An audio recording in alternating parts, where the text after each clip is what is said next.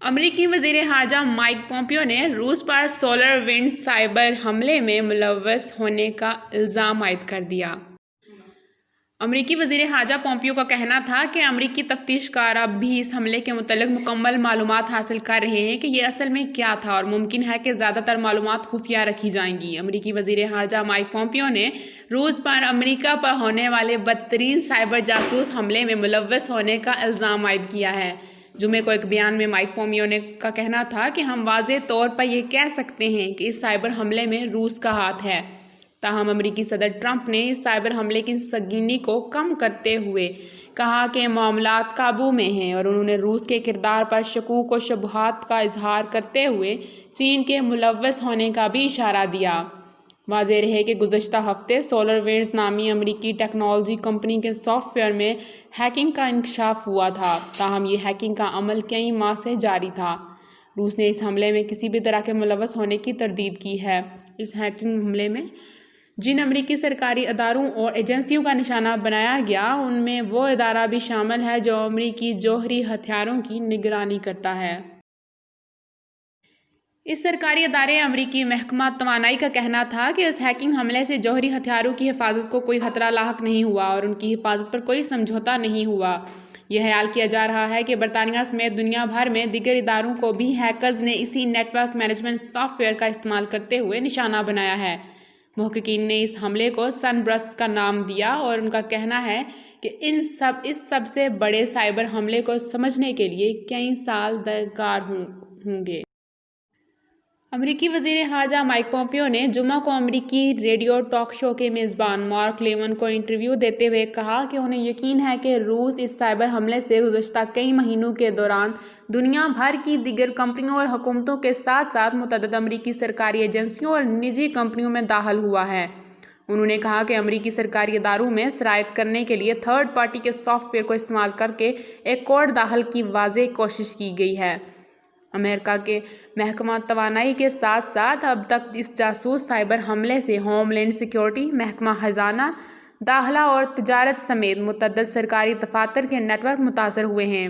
امریکی وزیر خارجہ پومپیو کا کہنا تھا کہ امریکی تفتیش کار اب بھی اس حملے کے متعلق مکمل معلومات حاصل کر رہے ہیں۔ اصل میں یہ کیا تھا اور ممکن ہے کہ زیادہ تر معلومات خفیہ رکھی جائیں گی۔ انہوں نے روس پر الزام عائد کرتے ہوئے کہا کہ وہ ہمارے طرز زندگی کو کمزور کرنے کی کوشش کر رہا تھا۔ ان کا مزید کہنا تھا کہ روسی صدر ولادیمیر پوتن ایک حقیقی خطرہ ہے۔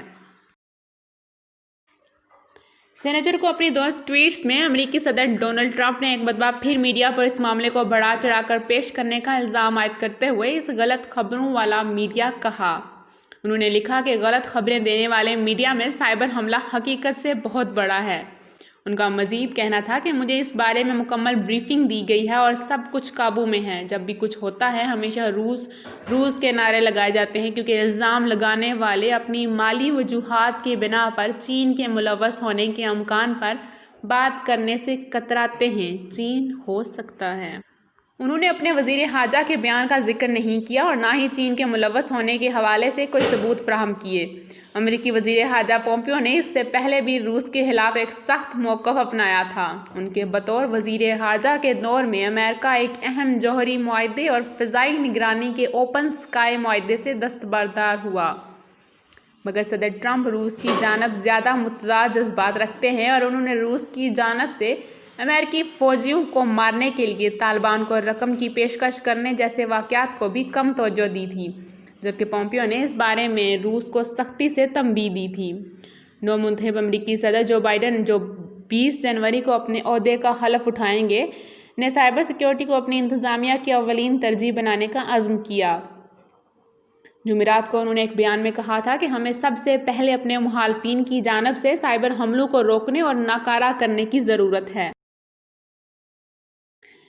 جس کے بعد ہیکرز کو یہ سافٹ ویئر استعمال کرنے والی کمپنیوں اور اداروں کے نیٹ ورکس پر اعلیٰ حد تک کنٹرول حاصل کرنے کی رسائی مل گئی تھی۔ تاہم یہ ظاہر ہوتا ہے کہ ہیکرز کی جانب سے اس کوڈ کو ان کمپنیوں کے نیٹ ورک میں کسی بھی قسم کی رکاوٹ یا تباہ کن اثر ڈالنے کی بجائے اسے ڈیٹا چرانے کے لیے استعمال کیا گیا۔ یہ خیال کیا جا رہا ہے کہ اس جاسوس سائبر حملے میں چند اداروں سے قومی راز، دفاع سے متعلق امور کی تفصیلات اور دیگر متعلقہ معلومات چرانے کی کوشش کی گئی۔ اگرچہ یہ سافٹ ویئر ڈاؤن لوڈ کیا گیا ہو سکتا ہے، مگر اس کا قطعی یہ مطلب نہیں کہ ڈیٹا بھی حاصل کر لیا گیا۔ اس سائبر حملے کے تفتیش کاروں کا کہنا ہے کہ مہینوں جاری رہنے والے اس سائبر حملے کو رواں برس مارچ سے قبل شروع کیا گیا تھا۔ امریکی کمپنی سولر ونڈز نے اس سے قبل کہا تھا کہ اس سائبر حملے میں ان کے 18,000 سے 3 لاکھ صارفین متاثر ہو سکتے ہیں، لیکن اس بات کا کوئی اشارہ نہیں ہے کہ صارفین یا عام شہریوں کے ڈیٹا کی چوری سائبر حملے کا ایک مقصد تھا۔